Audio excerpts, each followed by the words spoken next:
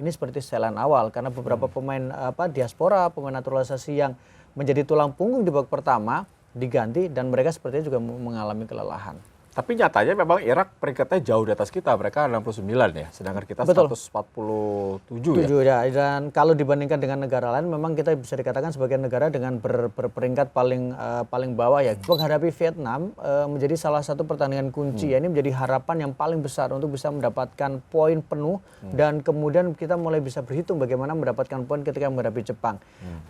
Vietnam yang mungkin kenapa kita begitu optimis adalah karena bisa dikatakan sudah tahu sama tahu.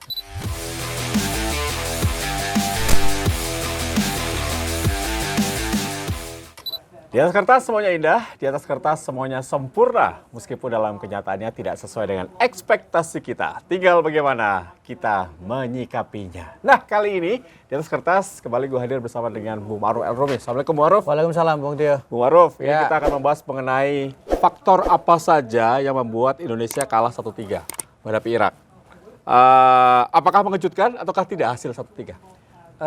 Kalau dilihat secara keseluruhan sebenarnya tidak bisa dikatakan mengejutkan ya, karena pasti dari awal orang mengatakan laga menghadapi Irak menjadi salah satu laga yang akan sulit untuk didapatkan poinnya. Jadi banyak yang prediksi bahwa laga menghadapi Irak itu memang dilepas saja karena kalkulasinya memang lebih berpihak kepada Irak. Ditambah lagi deret uji coba yang dilakukan oleh timnas Indonesia tidak terlalu meyakinkan. 3 kali uji coba bahkan 5 kali pertandingan terakhir Indonesia tidak pernah mendapatkan kemenangan. Ini menjadi salah satu handicap. Yang kedua, kalau kita bicara faktor lain adalah kita tidak bisa menafikan secara kualitas memang Indonesia berada di bawah dari Irak ya. Ada beberapa scene yang memperlihatkan bahwa kualitas individu Irak menurut saya berada di atas dari beberapa pemain Indonesia. Jadi memang ada faktor-faktor yang membuat kita harus mengatakan menghadapi Irak pertandingan yang itu sulit untuk bisa dimenangkan. Oke, tadi Bu Aruf mengatakan bahwa hasil ini memang untuk diprediksi, khususnya skill mereka lebih bagus. Ya, betul. Nah, tapi bagaimana dengan penampilan tim kita? Apakah kekalahan 1-5 waktu itu dengan 1-3 ini sudah banyak perubahan, sudah banyak harapan lah yang lebih bagus? Kita harus menilai bahwa di luar kekalahan itu memang ada perbaikan signifikan dari sisi penampilan. Bagaimana para pemain bisa bermain dalam intensitas yang tinggi, determinasi yang tinggi, memberikan perlawanan. Bahkan bisa dikatakan bahwa setelah kita sempat tertinggal 0-1 kemudian bisa menyamakan kedudukan, itu psikologis luar biasa ya. Sebelum akhirnya kita kebobolan di masa injury time dan itu pun memang sempat memunculkan perdebatan. Bahkan Sintayong mengatakan bahwa gol itu bisa dikatakan gol tidak sah karena dalam posisi offside. Tetapi ketika itu gol tercipta dan kemudian babak kedua maka setup permainan agak sedikit menurun, terutama ketika beberapa perubahan yang dilakukan oleh Sintayong. Saya sendiri tidak tahu detail apakah perubahan itu lebih karena faktor kondisi pemainnya. Misalnya ketika Asnawi diganti, apakah lebih karena faktor sebenarnya kondisi Asnawi tidak bisa bermain sepenuhnya. Karena kan kita tahu bagaimana Asnawi sempat tidak bermain di uji coba karena kebugaran. Dan itu yang menurut saya sempat dikatakan bahwa posisi fullback kanan itu menjadi rawan untuk dieksploitasi. Sayuri masuk, Witan Sulaiman masuk, dan ternyata posisi itu yang kemudian beberapa kali berhasil dieksploitasi. Kemudian ketika Elkan Bagot juga ditarik keluar juga, itu yang membuat kemudian ada penurunan di lini tengah. Masuknya 3 pemain, saya tidak ingin mengatakan bahwa kemudian kualitas itu jauh, tetapi bahwa masuknya 3 pemain baru yang dimasukkan di lini tengah seperti Maklok, menurut saya juga Ricky Kambuaya juga sedikit mengubah ritme tempo permainan di lini tengah. Jadi ada peningkatan kualitas, terutama yang kita lihat di babak pertama. Kalau kemudian dibandingkan dengan penampilan di pertemuan pertama ketika kita kalah dengan skor 1-5, tapi ketika kemudian ada perubahan komposisi pemain, maka di situ mulai terlihat lagi bahwa ini seperti setelan awal karena beberapa pemain diaspora, pemain naturalisasi yang menjadi tulang punggung di babak pertama diganti dan mereka sepertinya juga mengalami kelelahan. Tapi nyatanya memang Irak peringkatnya jauh di atas kita, mereka 69 ya, sedangkan kita 147 ya. Dan kalau dibandingkan dengan negara lain, memang kita bisa dikatakan sebagai negara dengan berperingkat paling bawah ya. Bahkan dari sesama negara Asia Tenggara kita juga paling bawah. Kita di bawahnya Vietnam, kita di bawah Malaysia, tentu saja di bawah dari Thailand. Jadi wajar kalau kemudian dari awal sulit untuk mengatakan tim ini bisa menghadapi Irak. Tapi kan kalkulasinya adalah di pertandingan kedua dan ketiga sebenarnya. Bagaimana pertandingan kedua misalnya menghadapi Vietnam, Jepang juga sama, situasinya menjadi sulit. Ya ini adalah sebuah realitas. Harapan awalnya kalaupun tidak menang ya minimal imbang menghadapi Irak. Tapi setelah yang terjadi di lapangan, kita harus mengatakan bahwa memang situasinya sulit untuk kemudian kita bisa mendapatkan poin dari Irak. Situasinya sulit juga untuk lolos atau tidak saat ini kalau melihat penampilan kita menghadapi Irak kemarin, adakah masih harapan, peluang untuk bisa lolos dari grup? Kalau kita bicara sepak bola kan kita tidak bisa bicara bahwa kemudian ini selesai dan tidak selesai. Tapi kita bicara soal selalu ada harapan di sana karena masih ada 2 pertandingan. Menghadapi Vietnam menjadi salah satu pertandingan kunci. Ya, ini menjadi harapan yang paling besar untuk bisa mendapatkan poin penuh dan kemudian kita mulai bisa berhitung bagaimana mendapatkan poin ketika menghadapi Jepang. Vietnam yang mungkin kenapa kita begitu optimis adalah karena bisa dikatakan sudah tahu sama tahu. Vietnam juga dalam masa transisi dengan pelatih baru dan kemudian juga dengan seringnya bertemu membuat Sintayong juga sudah mulai mengetahui bagaimana kekuatan dari Vietnam. Tapi catatan lainnya adalah bahwa 5 pertandingan terakhir kita tidak menang menghadapi Vietnam. 3 kali kalah kemudian 2 kali imbang. Ini yang menurut saya juga menjadi salah satu handicap. Tetapi di luar persoalan itu menghadapi Vietnam harus dimenangkan. Baru kemudian kita bisa berhitung peluang bagaimana menghadapi Jepang.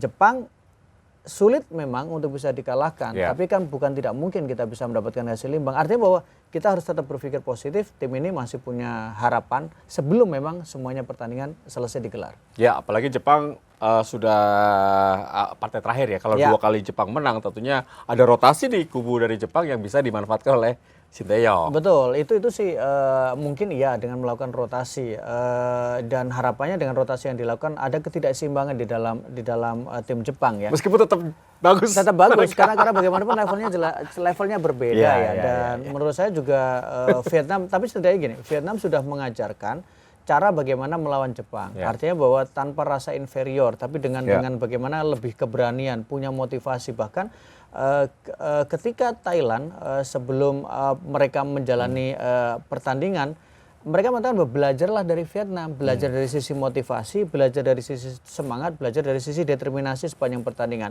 Meskipun akhirnya Vietnam kalah, tetapi banyak mengatakan bahwa Vietnam layak mendapatkan apresiasi karena mereka bisa membuat Jepang sempat kelimpungan. Oke, kita lihat dulu line up Umarov. Line up-nya ini cukup menarik ya. Dan betul. Saya melihat bahwa Hapner sama Ivar ini menjadi kunci di lini tengah. Betul. Apakah kelemahan kita masih ada di starting line up yang diturunkan ketika menghadapi Irak? Kalau starting awalnya, menurut saya sudah bisa dikatakan menjadi sebuah pilihan yang cukup bagus ya, terutama bagaimana Hapner tampil luar biasa. Yaner bersama dengan Yaner mereka bisa membuat lini tengah kita menjadi terasa sangat kuat sekali ya. Setuju. Membuat bagaimana keleluasaan dari Marcelino untuk bergerak dengan begitu bebas. Kemudian bagaimana mereka juga bisa mengisolasi lini tengah dari Irak. Menurut saya menjadi salah satu kunci karena itu ketika kemudian babak kedua Hapner ditarik ke belakang. Kan ada ketidakseimbangan di lini tengah. Zidane terlihat betul bagaimana pemain lini tengah dari Irak itu mereka sangat leluasa. Berapa kali melakukan tembakan. Karena apa? Isolasi yang dilakukan sudah mulai agak mengendor. Jadi itu juga menjadi bukti bagaimana memang kebutuhan pemain diaspora untuk mengisi lini tengah dari timnas Indonesia. Jadi kalau kita lihat dari sisi starting line up di pertandingan awal di babak pertama, saya mengatakan bahwa itu bisa dikatakan menjadi sebuah pilihan yang paling rasional dan paling realistis. Iya, sayang sekali ketika Yakob ditarik keluar, ini pun Asnawi ditarik keluar, itu juga menjadi kelemahan ya. Betul, Asnawi ditarik keluar menjadi agak sedikit lemah dari sisi bagaimana transisi ketika bertahan. Karena kan memang setting awal yang sempat kita juga diskusi ketika pertandingan itu berlangsung kan juga bahwa Asnawi di belakang tidak terlalu agresif, tapi kemudian Yakob Sayur yang sering melakukan tracking ke bawah. Karena Yakob kan posisi naturalnya sebenarnya kan memang sebagai fullback juga. Dia lebih punya kekuatan untuk bertahan dan punya kecepatan. Yakob turun ke bawah, Witan Sulaiman kemudian harus melakukan coverage, itu kan agak susah. Karena defense Witan kan tidak sebagus Yakob Sayur. Lebih lemah. Jadi itu harus kita akui bahwa pada scene itulah kemudian ada sedikit penurunan dari sisi intensitas dari sisi pertahanan kita. Tapi banyak juga Bu Maruf yang mengatakan bahwa lini belakang diragukan. Ternyata Jordi Amat main bagus, Alkan Bagot main bagus, Rizky Ridho ini luar biasa.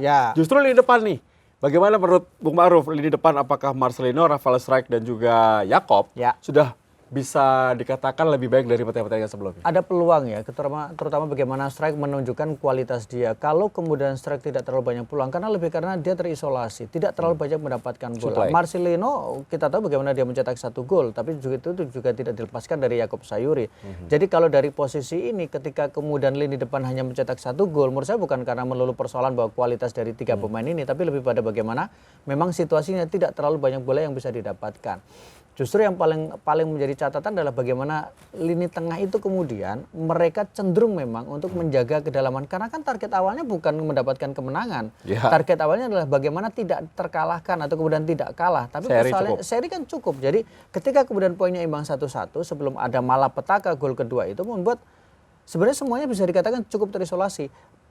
Irak menguasai jalannya pertandingan, iya. Penguasaan bola, iya. Mereka banyak melakukan tekanan, iya. Tetapi jangan lupa bahwa penjaga gawang kita tidak terlalu mendapatkan tekanan, tidak terlalu bekerja keras. Artinya adalah Hernando cukup fine-fine aja, jadi bisa diisolasi, hanya menguasai bola, tapi tidak memberikan tekanan yang berarti. Jadi bisa dikatakan bahwa cukup nyaman permainan, tapi memang hasil akhirnya yang tidak nyaman buat kita. Tapi Irak efektif ya. Mereka punya peluang, mereka berusaha jadi gol. Itu kualitas. Artinya bahwa kalau kemudian kita lihat gol pertama yang diciptakan kan murni karena faktor kualitas. Ada faktor memang kesalahan ketika bola berhasil diintersep, kemudian bisa dicuri dan bagaimana 1 lawan 1 dan bisa mendapatkan bola, itu kan memang faktor kualitas. Kedua, gol yang meskipun dipercepatkan juga sama situasinya adalah karena bagaimana pressure yang datang bertubi-tubi dan kemudian mereka bisa mendapatkan gol. Oke, ini banyak netizen, banyak pengamat sepak bola, termasuk teman-teman pengamat juga mengatakan bahwa di pertandingan berikutnya ada alangkah baiknya Saint Patinama dimainkan di kiri, kanannya Sandy Walsh. Seperti apa, Bro? Ya bisa melakukan opsi ya. Pertama opsi rotasi, kedua adalah opsi memang mungkin perubahan taktik dan strategi. Ya bisa saja diturunkan, tapi kalau saya melihat, kalau kemudian melihat bagaimana penampilan ketika laga pertama, saya kok lebih prefer ketika laga pertama itu dipertahankan. Dan faktanya kan kita bisa lihat bagaimana intensitas, bagaimana kemudian agresivitas. Ada momen kadang yang dipertahankan seluruhnya 11 pemain. Ya mungkin ada sedikit perubahan, misalnya apakah di lini depan mungkin atau dari sisi formasinya, apakah memang tetap dengan formasi yang sama atau dengan beberapa kombinasi. Jadi mungkin tidak semuanya diubahnya di barisan belakang, tapi mungkin apakah di depan juga perlu ada, atau kemudian siapa yang kemudian bermain agak sedikit ke tengah, itu juga perlu diotak-atik oleh pelatih ya. Jadi perubahan bisa dilakukan, tapi saya sendiri mengatakan bahwa kalau referensi adalah pertandingan babak pertama, di pertandingan pertama saya kok nyaman ketika di formasinya sama dengan ketika yang di pertandingan pertama, babak pertama. Pantas dicoba lagi ya? Pantas dicoba lagi, dan itu kan menjadi sesuatu yang baru kan, menjadi sesuatu yang baru, kemudian pemain-pemain juga masih sangat muda, mereka masih punya sangat ambisi besar, jadi tidak ada salahnya diberikan perpanjangan tambahan waktu lagi. Pemain-pemain senior nanti disiapkan ketika menghadapi Jepang, karena disitulah butuh kematangan. Ketika secara skill kualitas dalam tanda kutip kita, kalau secara keseluruhan ya overall team kita berada di bawah Jepang, tapi dengan kehadiran pemain-pemain pengalaman, saya pikir itu akan memberikan ketenangan. Jadi disitulah perlunya pemain-pemain yang punya pengalaman itu. Kalau melihat dari sisi kematangan, kita tim ini masih muda ya? Masih muda. Rata-rata 24 tahun. Betul. Ranking paling bawah, tapi ekspektasi masyarakat begitu kita emang tinggi banget gitu. Dilihat dari sisi pemain, khususnya di tengah, apakah kita terlalu ketergantungan akan Hafner dan juga Ivar ini untuk pertandingan berikutnya? Kalau mereka bisa tampil konsisten mungkin iya, akan ada satu periode di mana dua pemain muda ini akan menjadi tulang punggung di lini tengah ya. Plus kita tidak bisa memaafkan Marcelino, karena Marcelino kemarin juga tampil luar biasa. Dia tidak hanya bisa menjadi pemain yang agresif ketika menyerang, tapi juga ikut membantu melapisi arahan yang juga beberapa kali dieksploitasi ya. Jadi menurut saya ada satu era di mana 2 plus Marcelino itu juga memang akan menjadi tumpuan untuk di lini tengah dari timnas Indonesia di masa depan, dan termasuk pertandingan besok juga. Oke, Bung Maruf, kalau melihat dari materi Vietnam, seberapa besar peluang kita bisa melewati Vietnam di bawah Trozier? Trozier memberikan warna yang baru ya, cuman mungkin memang tidak seagitatif, tidak seagresif ketika Pak Hang-seo ya, karena memang kadang kan tipikal pelatih juga akan berpengaruh dari sisi bagaimana agresivitas pemain yang ditunjukkan, tapi bahwa membuat mereka bermain dengan rasa Eropa dan kemudian bagaimana mereka bermain lebih dengan tactically, itu juga akan menjadi salah satu warna yang menjadi nilai lebih dari Vietnam. Tapi saya lihat dengan masa transisi yang diperlihatkan dari Pak Hang-seo yang memberikan banyak prestasi, kemudian memberikan banyak gengsi, menurut saya juga pasti ada butuh adaptasi untuk Vietnam. Untuk Ramadan Sananta, apakah lebih perlu Ramadan Sananta ditampilkan menghadapi Vietnam untuk menjadi tembok, pemantul, atau ada punya pemikiran lain? Rafael tetap berusaha menjadi opsi ya. Rafael tetap bisa menjadi opsi, meskipun Ramadan Sananta nanti bisa menjadi pilihan apakah ini bisa 2 penyerang sekaligus atau seperti yang bisa dimainkan Rafael agak bermain sedikit ke belakang atau Ramadan sebagai target man. Jadi Bu Maruh bisa melihat pasangan Rafael sama Ramadan ini akan lebih bahaya ya? Akan bisa lebih memberikan opsi. Jadi Amin. Rafael akan turun sedikit ke bawah. Oke, untuk melihat dari banyak yang mengatakan bahwa kemarin kekalahan menghadapi Irak itu banyak juga keputusan Sintayong yang meleset atau blunder. Setuju atau tidak? Tidak sepenuhnya, karena pelatih pasti sudah melihat dari persiapan yang dilakukan, dan ini kan Sintayong kan ini sebenarnya materi pemain anak-anaknya Sintayong sudah sangat lama sekali. Betul. Kita bisa mengatakan memang pemainnya muda, tapi kan itu kan juga generasi yang dibawa oleh Sintayong sejak mereka masih dalam tanda kutip memahami cara bermain sepak bola dari Sintayong. Jadi Sintayong tahu betul bagaimana kualitas masing-masing. Kalau kemudian ada beberapa pemain yang menurut banyak orang harusnya turun tidak diturunkan, saya pikir Sintayong tahu betul apa yang dilakukan, dan kita tidak asing ketika Sintayong dengan sangat percaya diri dia tidak menurunkan pemain yang dipuja oleh warganet, bahkan tidak dipanggil padahal mereka misalnya tampil bagus di kompetisi domestik, dan Sintayong selalu berani mengambil resiko dengan keputusannya. Sejauh ini kita melihat bahwa keputusan yang diambil Sintayong dalam pemanggilan pemain, penentuan komposisi pemain, kita harus memberikan apresiasi itu. Kalau kemudian ada yang sedikit miss, kan tidak semuanya karena faktor pemilihan pemain, tapi faktor ketika taktik tidak bisa berjalan atau kemudian lawan mulai bisa membaca permainan kita, itu faktor lain lagi. Ya, kalau melihat dari komposisi pemain yang ada sudah luar biasa ya. Apalagi kita tambah Tom Hey nanti hadir. Betul. Ini kayak tim kita nih jauh dari ekspektasi pecinta sepak bola, termasuk kita pengamat sepak bola.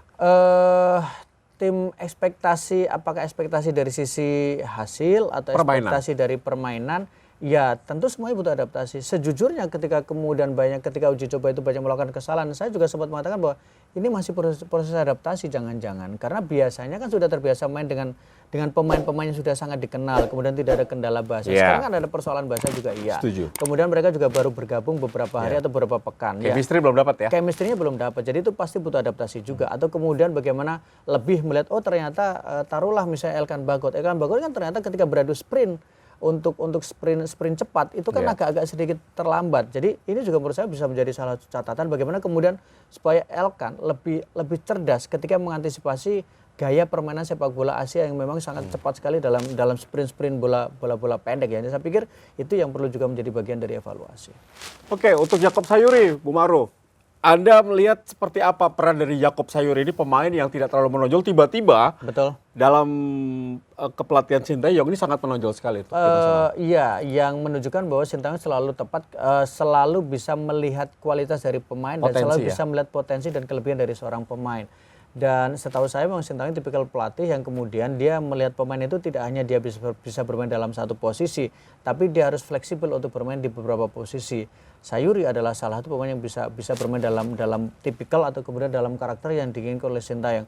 Dia bisa bermain di belakang penyerang, kemudian berkombinasi. Kemarin kita lihat bagaimana dia bersama dengan Marcelino, tapi ketika dibutuhkan untuk melakukan tracking ke bawah, dia melakukan itu dengan bagus, bermain agak sedikit ke dalam, di tengah juga bisa bermain dengan bagus sebagai sayap, atau kemudian sebagai fullback pun dia bisa bermain dengan sangat baik. Tinggal bagaimana memang pemain ini memang ya butuh untuk kemudian lebih matang lagi, lebih tenang lagi, dan terutama untuk ketika menghadapi lawan yang secara kualitas memang bagus dan secara kolektif memang di atas rata-rata. Jakob keren, Jakob. Betul. Oke, 2 pertanyaan terakhir. Ya, dari segi hasil menyedihkan. Karena kita ditargetkan dapat 1 poin di pertandingan itu. Kemudian nanti lawan Vietnam menang ya. Tapi kalau kita lihat secara permainan ada peningkatan paling tidak ya. Dari saat terakhir kita lawan Irak yang kalah telak ya 1-5. Kemudian juga imbang 1-1 lawan Filipina. 2 kali lawan Libya dan kemudian lawan Iran. Sekarang ada peningkatan. Polanya jalan. Dengan pola 5-4-1 atau 3-4-3 ini jalan bagus.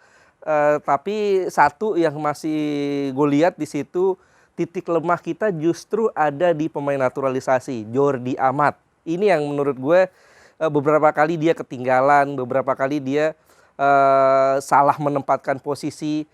Gol pertama juga tuh, kita bisa lihat Jordi Amat ketinggalan dan tidak bisa mengejar Muhammad Ali ya, pemain nomor 10 saat itu. Nah itu titik lemah yang beberapa kali juga berhasil ditutupi oleh Elkan Bagot, oleh Rizky Ridho untungnya ya, 2 pemain yang cukup cepat. Nah ini yang harus diantisipasi oleh Coach Sintayong. Gue nggak tahu kenapa Jordi Amat performanya menurun belakangan ini, apakah karena cedera bahunya atau karena memang faktor usia yang memang membuat dia performanya menurun, atau karena sekarang dia main di Liga Malaysia yang tingkat kompetisinya bisa dikatakan beda dibanding performa dia saat main di Eropa. Ini yang gue pikir menjadi masalah utama buat Coach Sintayong, tapi paling tidak intinya secara permainan ada peningkatan. Terlepas dari apapun yang terjadi di laga pembuka ketika Indonesia takluk dari 3-1, ada pembelajaran bagi tim nasional Indonesia, bagi para pemain tim nasional Indonesia dengan rata-rata usianya muda-muda semuanya. Ada peningkatan secara penampilan, taktikal yang diterapkan oleh Sintayong. Dan buat gua pribadi, laga menghadapi Iran di pertandingan pembuka kemarin juga modal ya sebetulnya untuk lawan Vietnam. Karena pasti kalau kita bicara atau berandai-andai Indonesia bisa lolos, pastinya bisa lolos. As long Indonesia bisa menang lawan Vietnam. Dan kalau bisa menangnya juga lebih dari 1 gol, jadi selisih 2 gol. Dan kalau memang timnas Indonesia mau untuk naikin secara exposure, tahan imbang Jepang di pertandingan terakhir.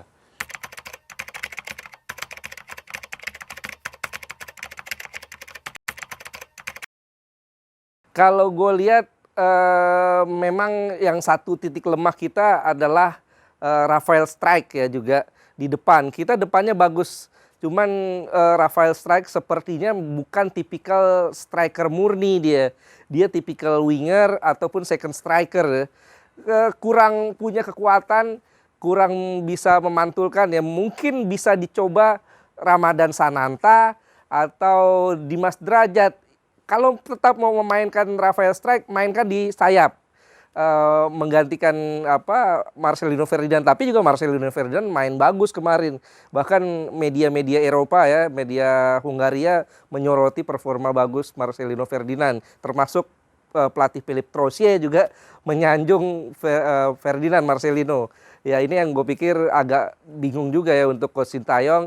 Tapi ya di depan inilah yang perlu dipertajam. Kemarin lawan Irak kita dapat banyak peluang, beberapa peluang yang mampu bisa mengembangkan serangan. Tapi ya saat bola ke Rafael Strike seperti bingung. Perubahan mungkin secara komposisi pemain yang di laga pertama ketika melawan Irak. Sebetulnya gua lebih proper ya untuk memilih Sain Patinama. Karena kan kita tahu jika Sain Patinama baru bergabung ya dengan timnas Indonesia. Dan mungkin laga menghadapi Vietnam, Sain Patinama akan dimainkan di pos bek kiri untuk menggantikan Pratama Arhan. Kemudian untuk di komposisi lini pertahanan, nah Elkan Bagot udah dapat kartu kuning. Kemudian juga Jordi Amat masih belum menunjukkan permainan yang cemerlang sebagai center back gitu. Cuman mungkin tidak ada banyak perubahan di lini center back dari tim nasional Indonesia buat gua pribadi. Di pos kanan Asnawi Mangkualam kemarin kelihatannya cedera, tapi mungkin aja akan digantikan sama Yakob Sayuri. Jadi di pos kanan Yakob Sayuri, di pos kiri ada Sain Patinama, dan di lini tengah sebetulnya secara keseimbangan permainan sudah bagus dengan Ivan Jenner di sana. Kemudian juga dikombinasikan dengan ada Marcelino Ferdinand, Justin Hubner juga. Tapi mungkin gue pingin lihat Sandy Walsh sih sebetulnya. Karena kan memang Sandy Walsh sendiri dia sudah coba untuk diadaptasi sebagai defensive midfield sama Sintayong. Mungkin itu bisa menjadi opsi. Dan di lini serang gak ada salahnya untuk memulai laga menghadapi Vietnam. Karena kita butuh gol cepat atau gol di babak pertama. Dimas Derajat bisa menjadi opsi sebetulnya kalau tidak Ramadan Sananta dan Marcelino Ferdinand.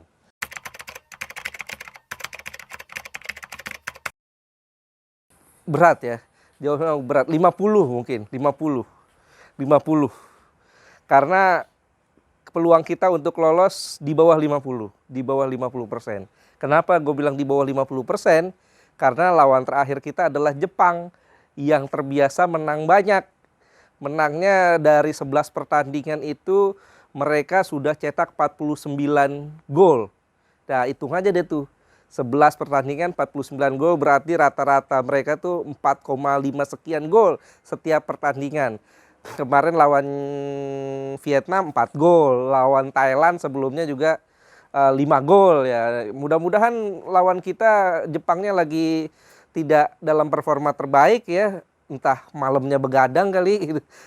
Mudah-mudahan lah, sehingga saat lawan Indonesia kalaupun mereka menang lah, menangnya menang 1-0. Kalau kita menang kalau kita hanya kalahnya 0-1 dari Jepang, kemudian kita bisa menang lawan Vietnam 2-0, berarti kan kita -1 tuh.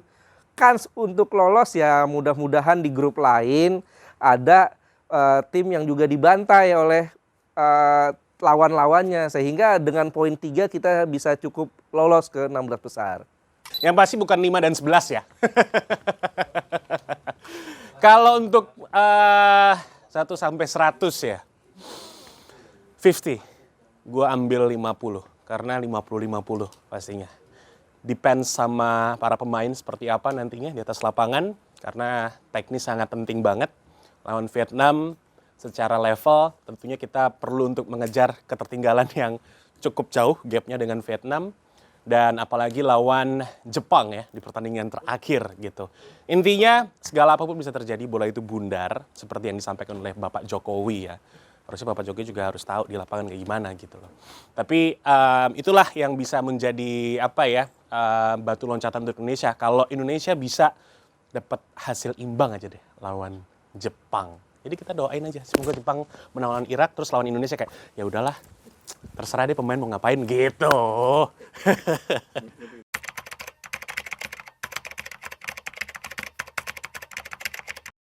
Sen Patinama kalau dalam kondisi bugar, ya gue setuju. Sen Patinama main di bek kiri ya, menggantikan Pratama Arhan.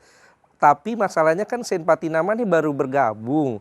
Sudah seminggu lebih ya, tidak ikut latihan bareng timnas. Pertanyaannya, performa dia, kondisi stamina dia cukup nggak untuk bisa tampil maksimal bersama timnas, itu yang harus dicari tahu oleh Coach Sintayong. Sehingga kalau seandainya masih belum prima, Pratama Arhan masih lebih layak untuk tampil. Karena kemarin Arhan mainnya bagus juga menghadapi Irak ya.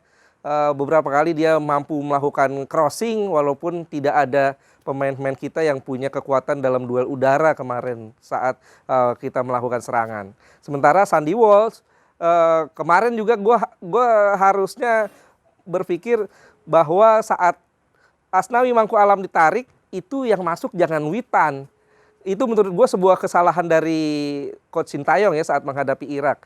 Asnawi Mangku Alam ditarik di awal babak kedua, kemudian dimasukkan Witan, Yakob Sayuri diturunkan sebagai bek kanan. Justru dengan kondisi itu, tekanan Indonesia ke arah Irak itu melemah, sehingga Irak punya kekuatan untuk memberi serangan bertubi-tubi kepada kita. Harusnya yang dimasukkan saat itu adalah Sandy Walsh di posisi bek kanan, sementara Yakob tetap main di depan. Ya kalau untuk posisi bek kanan gue sih setuju ya, Sandy Walsh main di sebelah kanan kalau seandainya Asnawi Mangku Alam tidak dalam kondisi prima. Karena kita tahu kan Asnawi kabarnya masih belum fit 100%.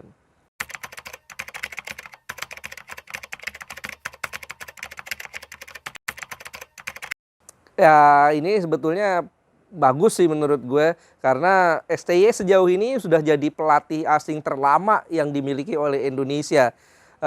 Karena dari tahun 2020 ya sampai sekarang ini sudah 4 tahun. Dan kalau kita jangka panjang dengan satu pelatih nih sebuah hal yang bagus, karena programnya akan bisa ditata. Tapi juga jangan hanya berpaku pada STI aja, liganya juga diperbaiki. Karena coba deh lihat Liga 1 kita ini tidak ada wakilnya yang bisa lolos langsung ke AFC Champions League, sehingga kita ini tidak terbiasa main di level Asia. Beda sama Jepang, beda sama Thailand, beda sama Vietnam, beda sama Malaysia. Sehingga kalau seandainya Vietnam, Thailand, Malaysia, Filipina bahkan mereka lebih tenang lawan tim-tim Asia, ya karena mereka terbiasa klub-klubnya main di level tertinggi di AFC Champions League. Sementara kita untuk masuk playoff-nya aja kalah duluan gitu loh. Ini yang harus perlu dibenahi, bahwa liga harus dipoles maksimal, bahkan kalau bisa diberikan operator yang baru dan juga sistem yang baru mungkin yang benar-benar membuat kompetisi jadi sebuah landasan yang bagus untuk tim nasional Indonesia dan juga pembinaan usia muda. Bicara setuju atau tidak setuju Indonesia ke depannya akan tetap bersama dengan Sintayong, mau siapapun pelatihnya buat Indonesia, mau Jose Mourinho nih lagi ini loh free agent nih Jose Mourinho gitu, bisa ngelatih Indonesia. Tapi federasinya gimana sama grassroots-nya gitu. Jangan sampai Jose Mourinho yang secara mindset pengalamannya segini, tapi ternyata sepak bola kita masih segini gitu. Nah, Sintayong sudah bisa nih naikin satu persatu, tapi udah cukup lah untuk Sintayong seharusnya gitu. Dan sebelum pergantian pelatih, PSSI harus tahu dulu mau kemana kapalnya ini digerakkan gitu, Bung Tio ya. Agak pedes ya sebetulnya gue komentarnya. Tapi gue bukan pro STY atau tidak pro STY. STY sudah oke. Cuman untuk yang meneruskan tongkat estafetnya harus benar-benar siap dengan kondisi Indonesia. Pun kalau STY mau diperpanjang ya nggak apa-apa. Ya, tapi seenggaknya liganya harus bagus dulu. Gitu. Kalau liganya masih gitu-gitu aja ya sama aja sih. Begitu Bung Tio ya. Ya. Yang kedua terakhir adalah seberapa besar kemungkinan Indonesia lolos sebagai peringkat 3 terbaik menurut Bung Maruf? Tentu tidak tergantung pada kita sekarang situasinya. Tergantung juga dengan grup lain juga, hasil pertandingan dari grup lain. Tapi kalau soal bicara seberapa besar, karena masih ada 2 pertandingan sisa, kemudian masih ada posisi 3 terbaik, masih ada runner up, kita tetap harus menempatkan bahwa masih ada 50% peluang itu ya. Karena memang menghadapi Irak soalnya kalah. Kalau kemudian misalnya menghadapi Irak itu menang, kita mungkin bisa mengatakan sekitar 60. Tapi karena Irak kalah, ya kita harus mengatakan 50. 50 adalah kalau Vietnam menang, kemudian berhitung pada hasil pertandingan entah itu antara Jepang menghadapi Irak, Irak menghadapi Vietnam, atau kemudian antara Indonesia menghadapi Jepang. Jadi masih rumit karena baru 1 pertandingan, tapi kunci tertinggi adalah menghadapi Vietnam. Berarti 50% itu optimisme dan nasionalisme dari Bung Maruf. Sudah gabung semua itu. Sudah taruhan semua di situ. Oke. Nah, terakhir. Ya. Ketua Umum mengatakan kemungkinan akan memperpanjang kontrak Sintayong hingga 2027. Dengan catatan ya ada hasil yang cukup bagus di 2 event ini. Maksudnya lolos dari grup pastinya. Ya. Seberapa besar atau bagaimana Bung Maruf melihat? Apakah setuju atau tidak Sintayong? Menurut saya dengan jadwal padat di bulan Januari dan Sintayong sudah membangun pondasinya, baik itu di level U23 atau kemudian juga di level senior sekarang, saya pikir kesempatan tetap diberikan ya. Meskipun ya kita harus mengatakan bahwa pelatih harus punya target. Target itu adalah bagaimana bisa memberikan sesuatu kepada tim yang tim yang dilatihnya. Karena pasti ada periode di mana ada kesabaran tertentu yang orang mengatakan ya tidak juara-juara juga gitu. Tapi kita akan melihat sejauh mana kemudian hasil di di Piala Asia sekarang ini dan kemudian nanti di Under 23. Itu menurut saya juga layak untuk diberikan waktu untuk kemudian sejauh mana dia bisa memberikan hasil untuk timnas Indonesia. Setuju perpanjang nih?